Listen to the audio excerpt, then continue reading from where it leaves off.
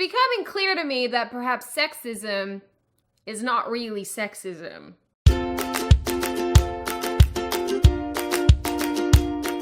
Hi, my name is Sydney. Welcome back to my channel and all my opinions. Not long ago, I posted this headline on my Instagram and got a lot of pretty varied responses. It made me really want to unpack what sexism is, if women are actually attracted to it, and what it all looks like in this day and age. Because, to be honest with you, I think that there are a lot of people out there who conflate sexism with men being firm and assertive or just generally chivalrous. Because, yeah, attraction is complicated. Anyway, I also want to say that I think that my opinions towards a lot of this differ greatly to the opinions of other women, so take what I say with a grain of salt and also just recognize that I am a freak. Wow, Sydney, look at how different and special you are. So let's delve into the article in question. Women like bad boys. At least that's the story. And there's a lot of writing and anecdotal experience to back that up. Men frequently complain about being friend-zoned, the idea that men who are respectful towards their female interests get placed into the role of friend rather than potential boyfriend. The pickup artist community has embraced this concept, teaching men how to behave in assertive, dominant ways that, allegedly, are more successful with women. Alright, so when you read this article, it's pretty clear that feminists, or the feminists that the headline talks about, really is just a reference to women, and that sexism is just really referring to being firm and or assertive. In fact, when I went and looked up the original study, it says that benevolent sexism, BS, has detrimental effects on women, yet women prefer men with BS attitudes over those without. The predominant explanation for this paradox is that women respond to the superficially positive appearance of BS without being aware of its subtly harmful effects. Subtly harmful effects? So like, not letting me carry groceries by myself? So I went digging to find some other articles that do talk about this study and kind of fell down a weird feminist rabbit hole. Help me. One article I found reiterated the fact that women really just like assertive men. Benevolent sexism is often seen as an attractive quality because it implies vestiture by the men. I really do enjoy when liberals use needlessly big words to try to get their point across. It ain't making you seem any smarter there, Jeff Runer. However, the study goes out of its way numerous times to point out that this is in spite of the harmful effects that BS has on women's equality as a whole. So if you're anything like me and you often don't know what these weird made-up feminist words are, let me tell you about benevolent sexism. An affectionate but patronizing attitude that treats women as needing men's help, protection, and provision, i.e., as being more like children than adults. Benevolently sexist attitudes suggest that women are purer and nicer than men, but are also mentally weaker and less capable. Behaviors that illustrate benevolent sexism include overhelping women, implying they cannot do something themselves, using diminutive names, e.g. sweetie, towards female strangers, or talking down to women, implying they cannot understand something technical. I feel like this is where the term mansplaining came from, because, you know, explaining things is sexist. So I think it's worth saying here that if this is how we determine benevolent sexism to be, it's probably worth recognizing that it can go both ways. There are plenty of negative stereotypes that are associated with being a man, and a lot of those stereotypes influence the way that women interact and treat them. So for example, the idea that men want sex all the time, the idea that men never say no to sex or just no in general, the idea that all men are a-holes, which is something that you would hear a lot from females. But more than that, I think part of the problem here is that we have started to look at the interactions between men and women and actually look for sexism where it actually doesn't exist. Another article that I found in relation to this study perfectly summarizes the way that we look at male assistance and male interaction. If a man offers to help a woman with her heavy suitcase or to parallel park her car, what should she make of that offer? Is it an innocuous act of courtesy, or is it a sexist insult to her strength and competence? Social psychologists who describe this behavior as benevolent sexism firmly favor the latter view. To be perfectly honest with you, I really don't think this kind of behavior is inherently sexist, if sexist at all. What I think this is more about is the fact that there are genuine limitations that women have in the same way that there are genuine limitations that men have.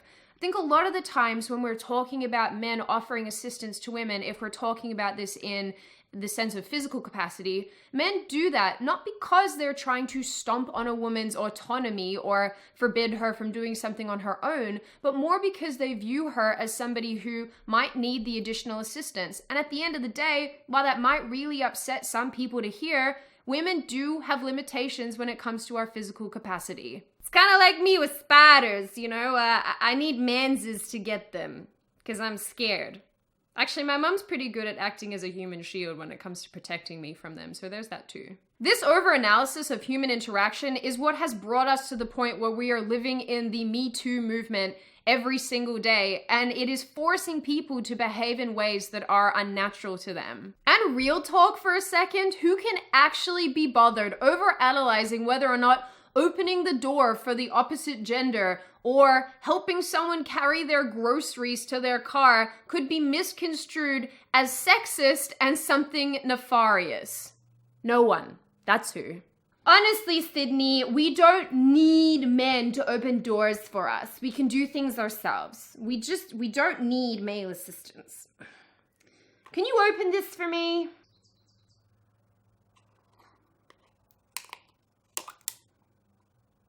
I personally believe that a massive failing of this whole equality movement in today's society is that we are forced to overlook the fact that women and men both have unique limitations and strengths. Some say that women simply fail to see the ways benevolent sexism undermines them because they're misled by the flattering tone of this brand of kindness.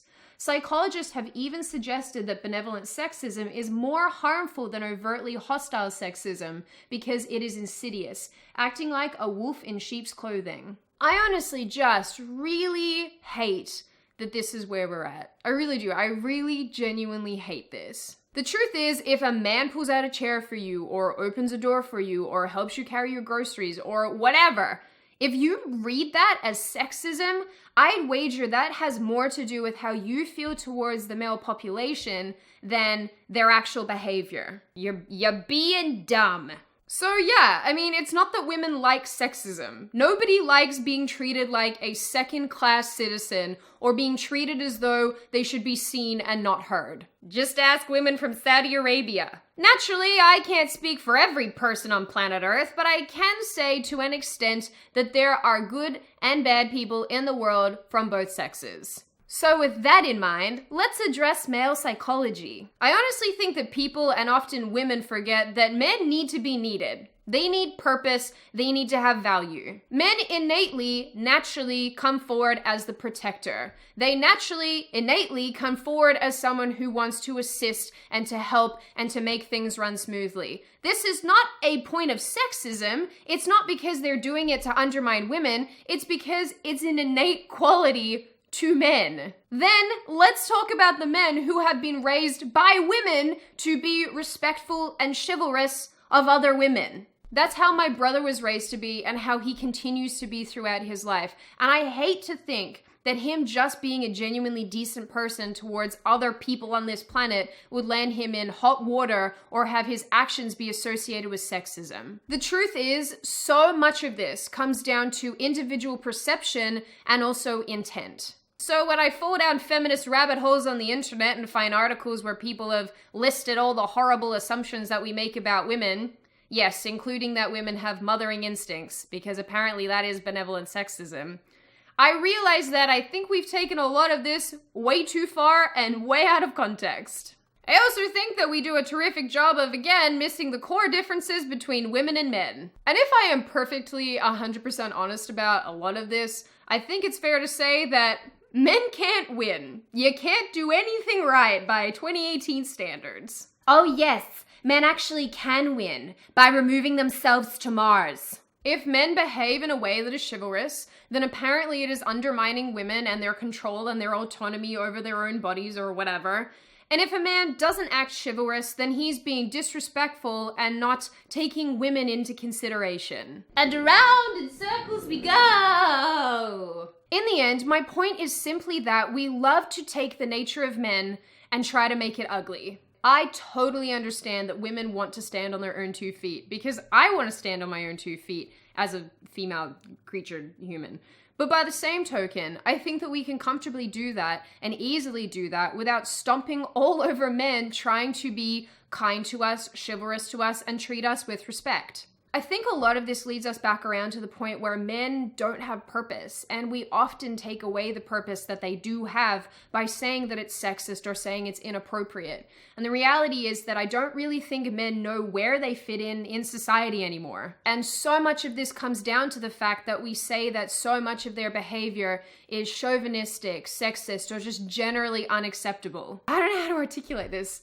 I think in the end, it's important that we let men have purpose again, and we stop taking away from them the things that give them enjoyment, give them a purposefulness, and allow them to be needed in this society. Because you are needed. Who would squash the spiders for me? So with that all being said, what do you guys think? Do you think that men definitely need to have a space carved out for them to be given back control over being purposeful and being needed in this society? Or do you think that actually women have it right and maybe all of this comes back to sexism? As always, if you guys like the video, hit subscribe and the thumbs up button. If you want to leave a comment, feel free to do so. Just don't be rude about it, because a lot of those things are not arguments.